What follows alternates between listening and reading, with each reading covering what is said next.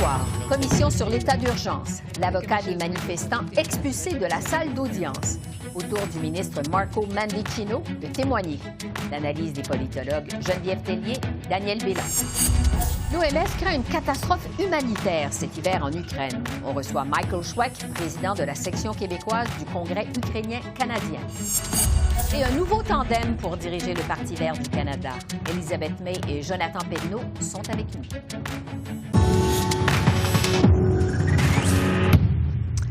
Bonsoir, Mesdames, Messieurs. La commission Rouleau continue d'entendre les ministres du cabinet Trudeau d'ici à vendredi. On a appris aujourd'hui que c'est le caractère dangereux du barrage frontalier de Coutts, en Alberta, qui aurait fini par convaincre le ministre de la Sécurité publique, Marco Mendicino, de la nécessité d'invoquer la loi sur les mesures d'urgence.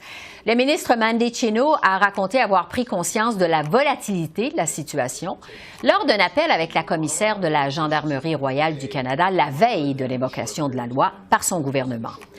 Cela dit, la tension a monté d'un cran aujourd'hui à la commission. L'avocat qui représente le convoi des camionneurs, Brandon Miller, a été expulsé de la salle après avoir contesté l'autorité du juge Paul Rouleau. L'avocat a accusé le magistrat d'avoir refusé ce requête pour enlever le cavardage de certains documents. Alors, nous allons prendre une pause et on va vous demander de quitter, s'il vous plaît. Je reviendrai dans 5 minutes si la sécurité pourrait gérer la situation. La commission est levée. Et pour discuter des derniers développements de la commission Rouleau, je retrouve nos politologues en résidence, Geneviève Tellier de l'Université d'Ottawa et Daniel Bélan de l'Université McGill. Bonsoir à vous deux. Bonsoir. C'est une grosse dernière semaine à la commission Rouleau. Le ministre Mendicino qui est venu expliquer que c'est la situation à Coutts, en Alberta, qui finalement l'a convaincu d'invoquer la loi sur les mesures d'urgence, même si le ministre dit qu'il ne se rappelle pas avoir lu la veille le courriel de la commissaire de la GRC à son chef de cabinet, dans lequel elle disait que tous les outils disponibles n'avaient pas encore été utilisés par la police. Daniel, je commence avec vous ce soir. Qu'est-ce que vous avez pensé de ce témoignage aujourd'hui de Marco Mendicino? Est-ce que ça vous semble convaincant?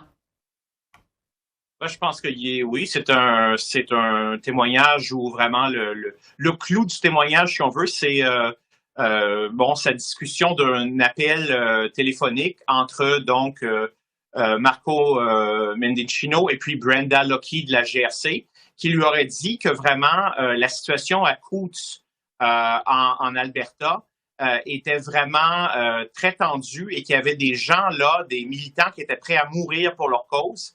Et donc, il y avait des vies qui étaient en jeu, ce qui aurait, d'après Marco Mendicino, vraiment changé sa perception des choses et l'aurait vraiment poussé à contacter le premier ministre à ce sujet. Oui.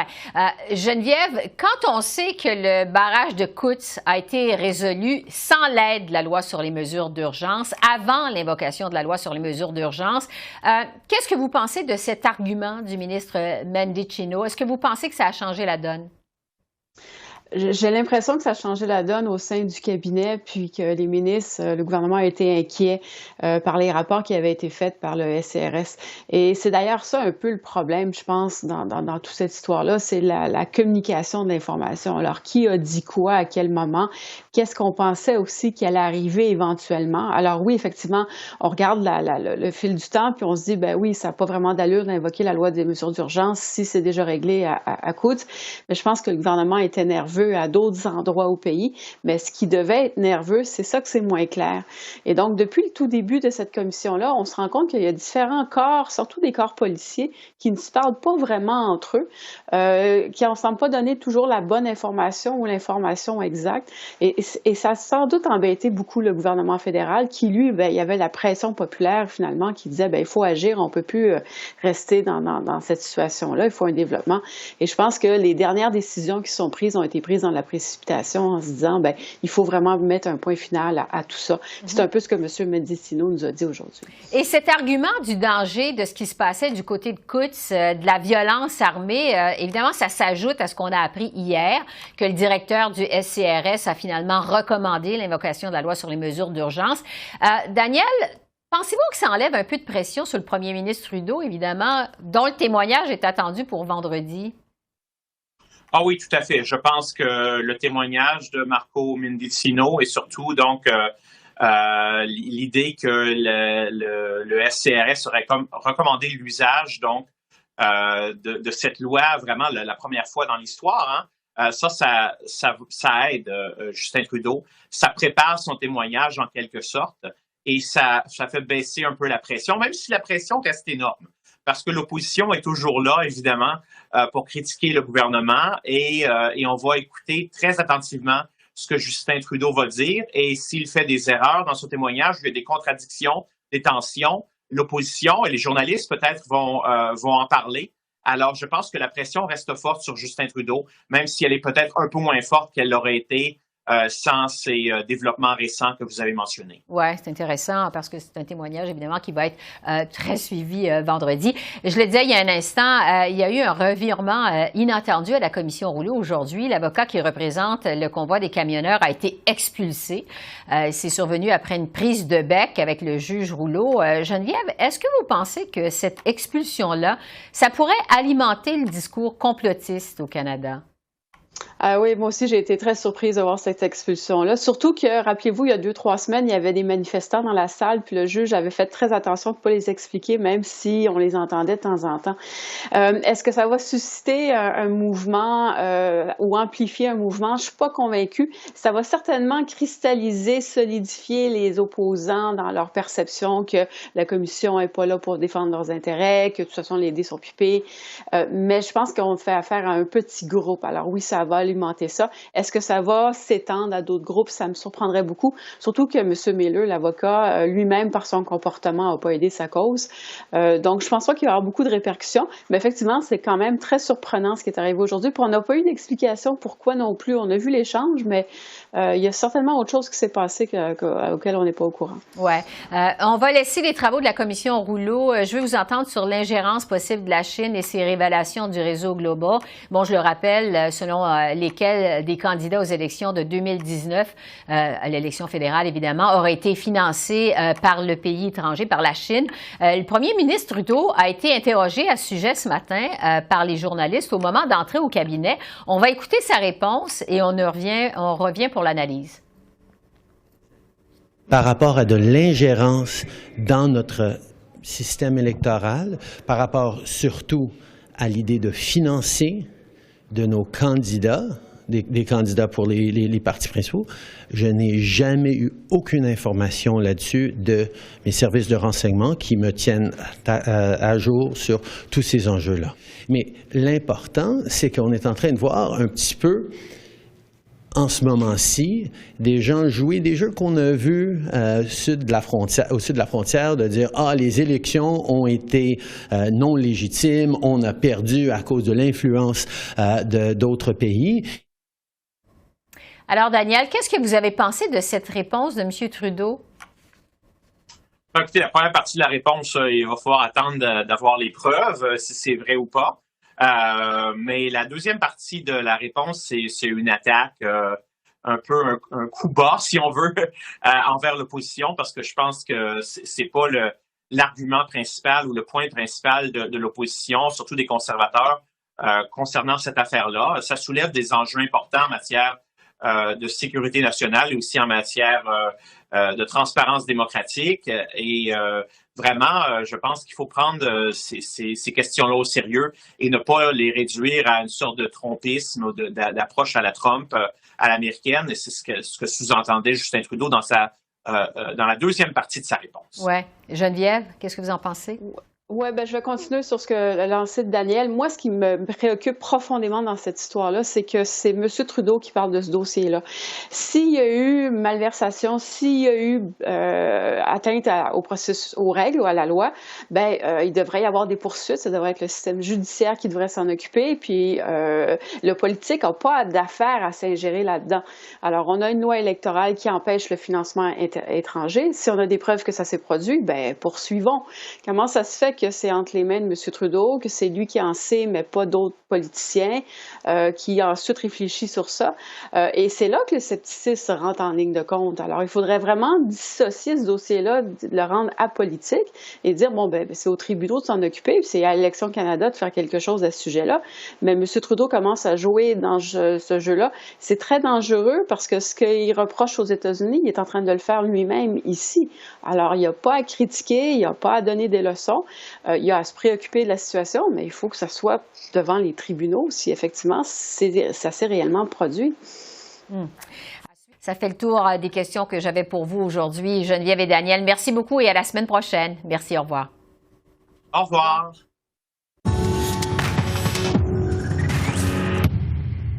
Le Canada annonce de nouvelles sanctions contre la Biélorussie dans la foulée de la guerre en Ukraine. 22 dirigeants biélorusses ont soupçonné par Ottawa d'autoriser les violations des droits de l'homme et de permettre au pays de servir de plateforme de lancement aux attaques de la Russie.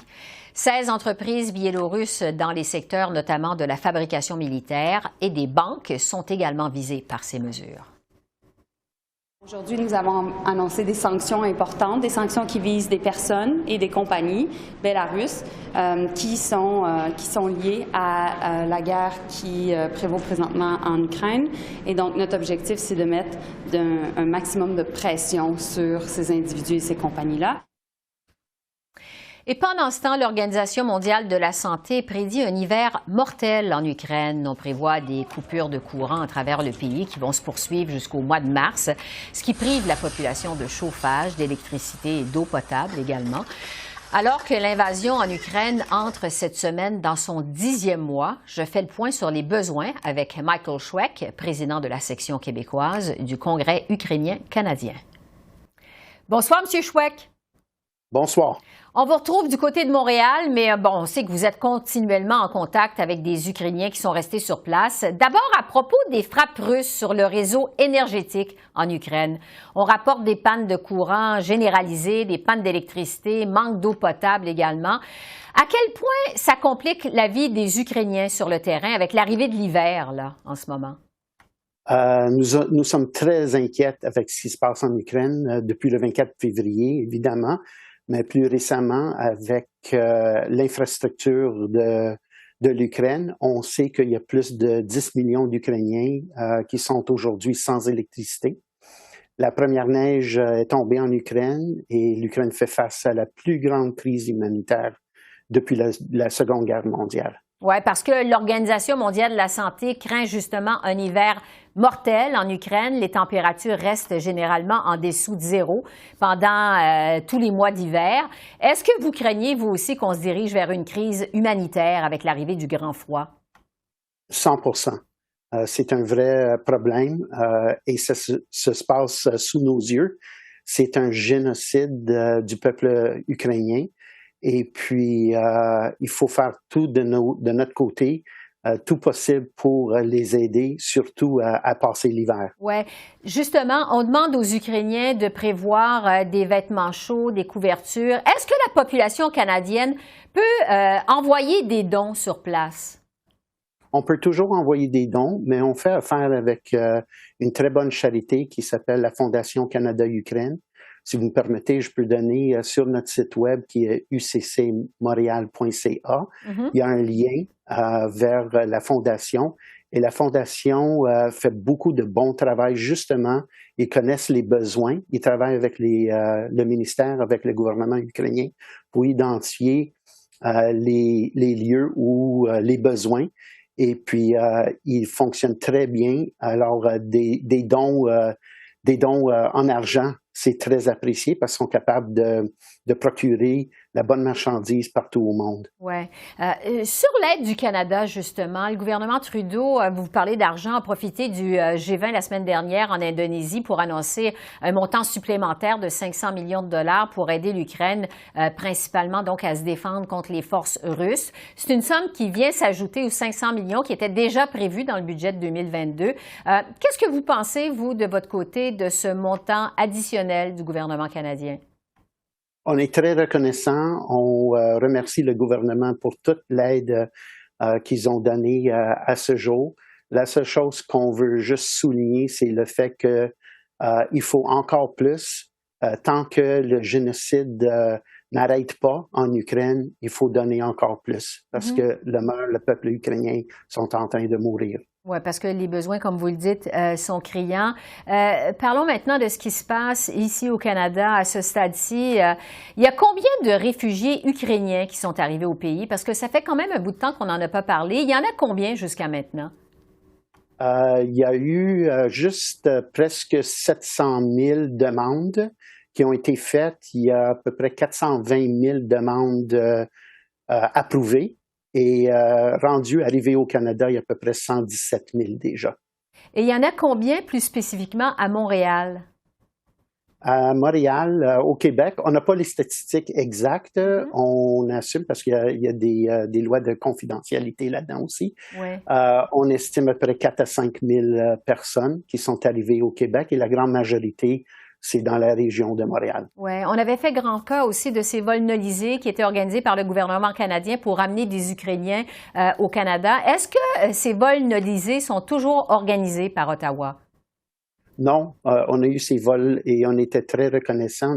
On appréciait beaucoup les efforts du gouvernement, mais après ces vols nolisés, il n'y en a pas eu d'autres.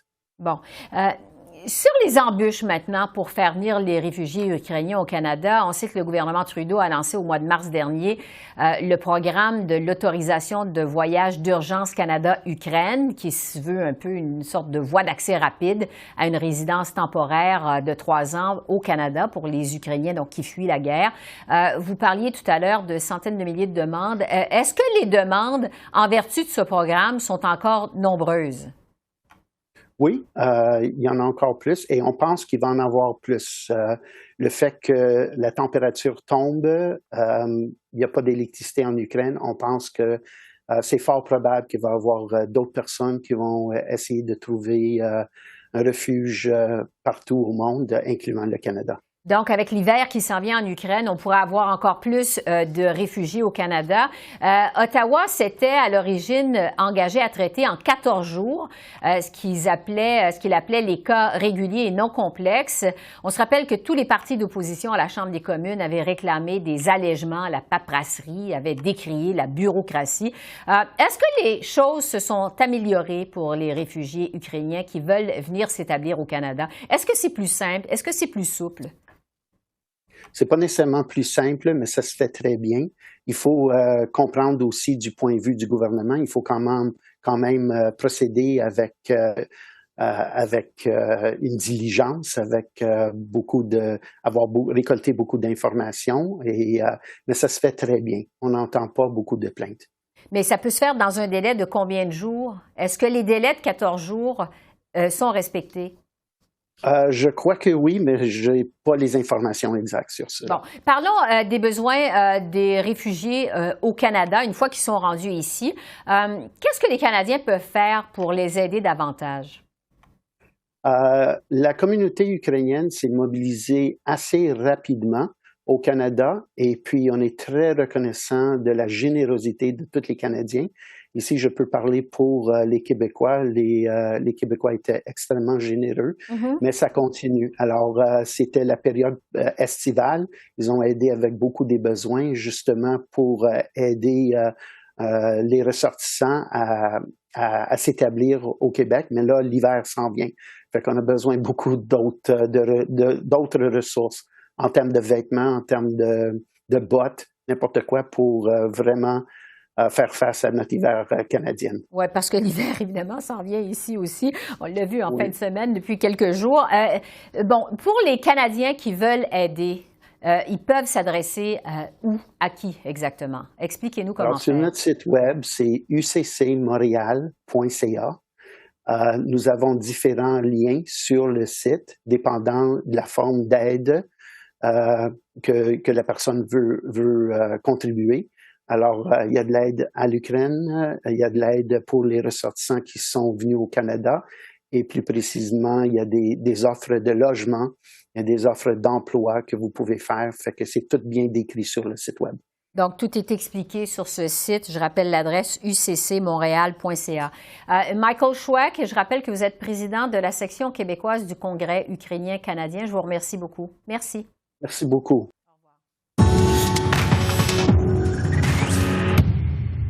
Élisabeth May est de retour à la tête du Parti vert du Canada. Madame May, qui avait dirigé la formation de 2006 à 2019, va partager dorénavant le leadership avec un chef adjoint en la personne de Jonathan Pedneau. C'est un choix qui survient au terme de la course à la direction qui s'est conclue en fin de semaine dernière. Alors, je me suis entretenue lundi avec Élisabeth May et Jonathan Pedneau. Bonsoir à vous deux. Bonsoir. Bonsoir Esther, c'est bon de vous voir. Heureuse de vous revoir également. Madame May, je vais commencer avec vous justement. On croyait que vous aviez définitivement passé le flambeau en 2019. Je vous demanderais d'abord pourquoi ce retour à la tête du Parti vert? À cause de mon engagement sur le changement climatique, l'urgence climatique est plus grave qu'avant et maintenant, ce n'est pas un choix pour moi de trouver une façon de faire plus. À cause de ça, c'est une prise pour moi, vraiment, de lire le rapport de GIEC le 4 avril avec nous manquons le temps, nous avons un plus grand défi et alors je suis dans la Chambre des communes toute seule comme un parti qui comprend que nous avons une crise et les autres sont ignorés. Les libéraux, les NPD non plus ignoré cette crise. Alors j'ai décidé que je ne veux pas faire la même chose qu'avant. Je ne suis pas intéressée de revenir comme chef, mais avec mon partenaire Jonathan Pedneau, nous sommes deux. Nous sommes une équipe. Alors, et nous sommes engagés pour reconstruire le parti et pour faire une différence immédiatement. Bon, Jonathan Pedneau, je me tourne vers vous. Vous êtes moins connu, évidemment, que Mme May. Vous êtes originaire de Montréal. Bon, on dit que vous êtes un expert des situations de crise en zone de guerre. Vous n'êtes pas, contrairement à Mme May, députée à la Chambre des communes. Comment vous voyez, justement, votre rôle de co-chef non élu? Ça fait 14 ans que je travaille dans les zones de conflit, vous l'avez bien dit, Madame Bégin. Je travaillais comme journaliste et puis ensuite comme enquêteur auprès d'organisations des droits de l'homme telles que Amnesty International et Human Rights Watch. Une bonne partie de mon travail, c'était d'abord d'écouter, de chercher à trouver la vérité, puis ensuite de communiquer envers différentes instances, que ce soit aux Nations Unies ou dans différents gouvernements, évidemment nos conclusions sur la base de ces entrevues-là. On a un gros travail à faire au Parti vert pour reconstruire la confiance à l'interne. Ça demande énormément d'écoute. C'est une écoute que j'ai déjà, c'est une écoute que j'ai déjà mis à profit au courant de cette campagne avec Élisabeth May en parcourant le pays d'un océan à l'autre. On va continuer, Élisabeth et moi, de travailler avec les membres pour justement rebâtir la confiance à l'interne et surtout communiquer notre message d'une manière efficace et envers tous les Canadiens de tous les horizons. Oui, parce que, bon, M. Pedneau, vous parlez justement d'un gros travail de reconstruction à faire. Il faut le rappeler, lors de la dernière élection, en 2021, le Parti vert a obtenu 2,3 % des votes. C'est moins de la moitié de ce que vous aviez obtenu en 2019. Il y a eu, évidemment, toutes les tensions internes qui ont déchiré le parti et ça a fini par mener à la démission fracassante d'Annie Paul. Madame May, c'est quoi votre plan, justement, pour unir le Parti vert et lui redonner du momentum? Oui, pour moi, je pense que ce sera facile parce que dans les dernières élections, nous avons un vrai désastre, mais ce n'est pas un grand mystère. Nous n'avons pas les candidats dans chaque circonscription comme dans les autres élections depuis 2004. Et nous avons eu les candidats dans 2021 qui sont prêts de présenter dans les élections fédérales. Pour la prochaine fois, nous devons préparer en avance. Nous devons avoir une équipe partout au Canada, les candidats partout au Canada. Et avec mon partenaire, Jonathan Pedneau, nous avons toutes les capacités de le faire parce que je vais travailler dans la Chambre des communes et Jonathan, comme mon co-chef, si les membres vont accepter la proposition de changer notre Constitution. Nous sommes deux et nous devons partager le travail également et je suis confiant que nous devons et nous pouvons faire la différence pour le Parti vert de présenter dans les prochaines élections fédérales comme une alternative viable. Ouais. Bon, Monsieur Pedneau, vous êtes du Québec. Je veux vous entendre justement sur la présence du Parti vert au Québec. Vous avez dit en fin de semaine que le Parti vert est le parti pour les Québécois qui cherchent une voie différente à Ottawa. Comment vous voyez ça, votre intention de vous différencier des autres partis politiques plus à gauche au Québec, comme le NPD, par exemple? Quel est votre plan pour le Québec? D'abord, vous l'avez bien dit, je suis de Montréal, mais en fait, je suis un bleuet trempé dans le chocolat. Moi, ma famille vient du Lac-Saint-Jean. J'ai de très bonnes relations avec cette région du Québec qui est véritablement le terreau de ma famille. J'entends passer du temps dans toutes les régions du Québec pour bien faire comprendre que le Parti vert, qui est souvent vu comme un parti, effectivement, ou qui a longtemps été vu comme un parti un peu plus anglophone, est d'abord le premier parti qui, lors d'une course au leadership, a requéri de tous ses candidats qu'ils aient un bilinguisme fonctionnel. Donc, c'est quand même un signal fort de la part du parti qui, d'abord, il se préoccupe du fait français partout à travers le Canada et bien évidemment de la protection de la langue française au Québec. Mais plus encore, on est aussi le parti, et on est un parti qui reconnaît de plein droit le principe d'autodétermination. C'est un aspect très, très important pour le Parti vert. On est prêt à travailler avec tout le monde, que ce soit qu'il soit souverainiste ou fédéraliste. On n'est pas un parti centralisateur, c'est souvent quelque chose qu'on entend à propos du NPD. Nous, on est une option progressiste qui fait confiance et qui a confiance justement dans les différentes provinces et dans le système de fédération qui est le nôtre. Et on entend faire respecter ça à Ottawa.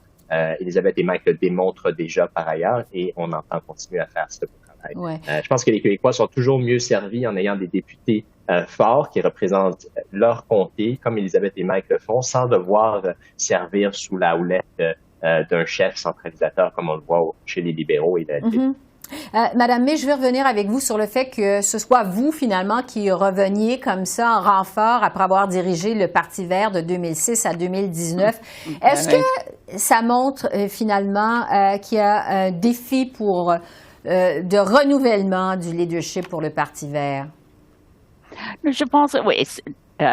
Nous avons les défis, évidemment, mais je pense que nous avons toutes les possibilités. La potentiel, le momentum est avec nous et nous sommes ensemble pour faire ces changements ensemble. Mais en même temps, c'est important de dire que l'idée de co-leadership pour les Québécois et Québécoises est plus bien connue que dans les autres provinces à cause de Québec solidaire. Et le Québec solidaire ont les deux porte-parole. C'est la même chose pour Parti vert en avenir et j'espère que avec Jonathan et moi ensemble, le leadership montre, par exemple, les valeurs du Parti vert du Canada. Ouais. Jonathan Pedneau, il nous reste à peine quelques secondes. Votre priorité, à vous, c'est quoi? La priorité, c'est d'écouter les membres, de rassembler puis de faire partager notre message. On a une élection partielle dans Mississauga-Lakeshore. Les gens de la région de Toronto vont nous voir très bientôt, Elisabeth et moi, et on va rentrer dans une époque de stabilisation puis de faire avancer le message du Parti vert à nouveau comme on le faisait auparavant, mais avec deux fois plus d'énergie et partout à travers le pays. Donc cette fois-ci en tandem, comme on dit. Elisabeth May et Jonathan Pedneau, merci beaucoup. Merci. Merci beaucoup. Alors voilà, c'est comme ça qu'on a vu l'essentiel de l'actualité de ce mardi 22 novembre sur la colline parlementaire à Ottawa. Esther Bégin qui vous remercie d'être à l'antenne de CEPAC, la chaîne d'affaires publiques par câble. Je vous souhaite une excellente fin de soirée et je vous dis à demain. Au revoir.